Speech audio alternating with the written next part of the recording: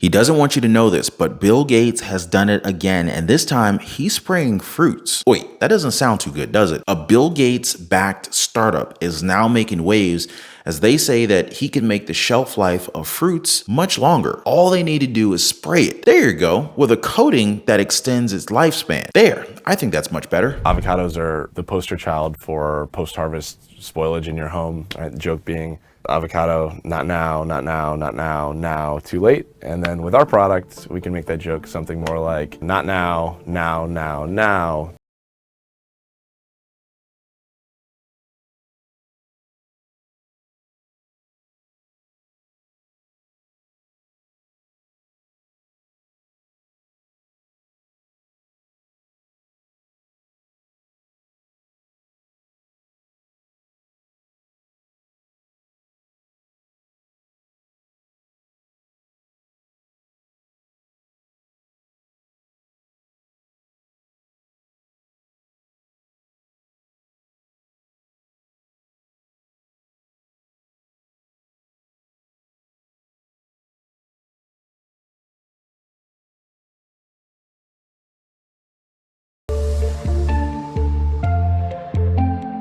If you're a small farmer in a remote region of Kenya, for example, and you're growing a mango and that mango can't last long enough to be transported to the city center where all the demand is for that mango, there's not an opportunity to earn any economic value from that produce. And so by using this formulation, we can now extend the shelf life of that produce so that it's able to ultimately reach the city center.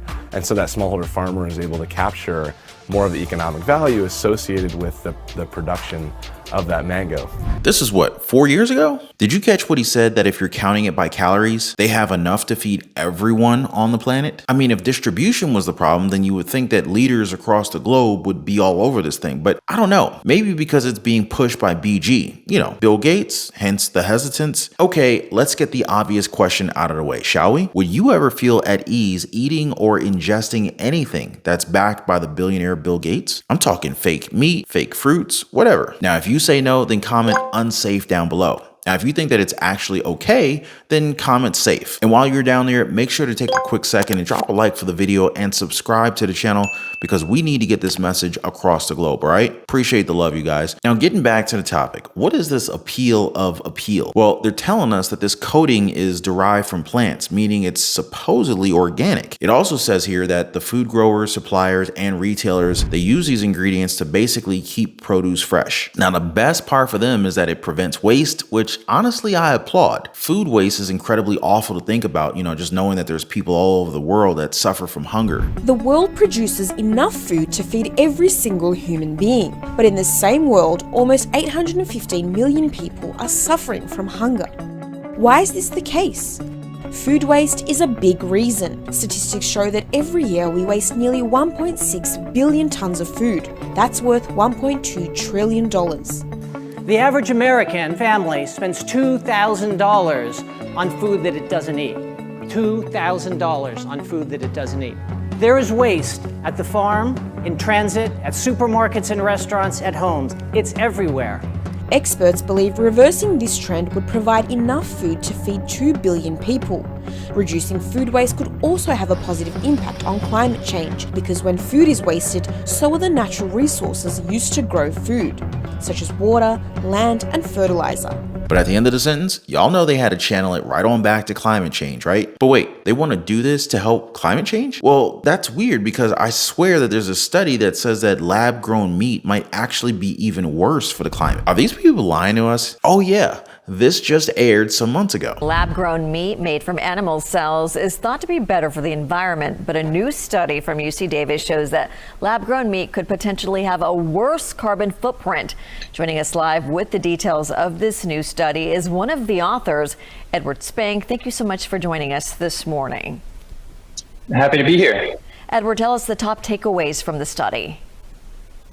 Yeah, so we conducted a study and it shows that there's a risk that cultured meat actually might be worse for the environment in some situations than animal agriculture.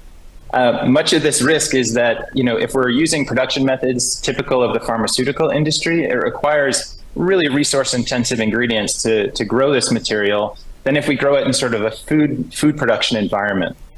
Were you surprised by what you learned when you started studying this? Did you think that this was going to be the outcome? You know, we conducted the study because we really wanted to dig into what the current technology looks like. A lot of the studies that are out there are very forward-looking, you know, thinking about what the technology might look like in 5 or 10 years. But we were curious as to what it looks like right now. And again, our results sort of showed that there could be a risk of it being worse than animal agriculture. But we ran a number of scenarios, and in some scenarios, it did perform better than animal agriculture. So the study overall isn't really an endorsement of one or the other. It's just a sort of a cautionary tale that if we don't track this information carefully, we might end up in a situation where we're producing something that actually is worse for the environment. Uh-oh, and here we thought that this was the answer to our food shortage problem. You see that message at the end where he encourages people to proceed with caution on this thing? Because it's not a sure thing. They can't create meat with just magic, and like he said, it could do more damage to the environment. I mean, why do these rich people do their best to fix things that aren't even broken? You know what I mean? Is it like they love to create problems if things are actually going well and then always seem to point toward climate change as their reasoning? Or maybe it's that they have a solution that they want to implement, but they can't implement it without the problem existing. So then you create the problem that you already had the solution for. Maybe it's that. But you might say, well, Ron, you're talking about food coatings, not lab-grown meat. And yes, that might be the case, but I never said that they also were not dabbling with lab-grown fruit, did I? You've heard of lab-grown meat, but what about lab-grown fruit? New Zealand scientists at Plant and Food Research are looking at how to produce fruit without a tree, vine or bush. Katie Stevenson explains. It may not look like it now, but this petri dish has the makings of blueberries. We could have a kind of a whole new growing system for fresh plant foods. A system that looks completely different from what we've always known. We're all aware that the world is changing.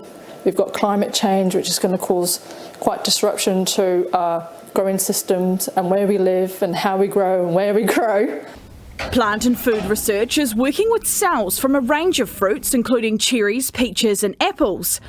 Scientists say among the benefits could be reducing the environmental impact of food production and being able to feed future populations in urban cities. Okay, let me just, oh boy. Do apple trees produce oxygen? Now I know it's a really stupid sounding question, but can any scientist humor me with an answer there? Like seriously, is this the plan? Because I have a certain need for oxygen, you know? You probably do too. Would you want to eat any of these foods? And this is just me basing it off of what we heard before and the message that seems to be coming out of this. But feel free to disagree with me, all right? So is this about control? Because y'all don't have these labs at home, do you? I know I don't, but I can for sure buy a few chickens and have them lay eggs out back if I really wanted to. But with this, well, that plan goes out the window. Forget about growing fruits and vegetables in your own backyard if this becomes the norm. But again, please let me know what you guys think about this in the comment section down below. I read all the comments. I love to hear from you guys.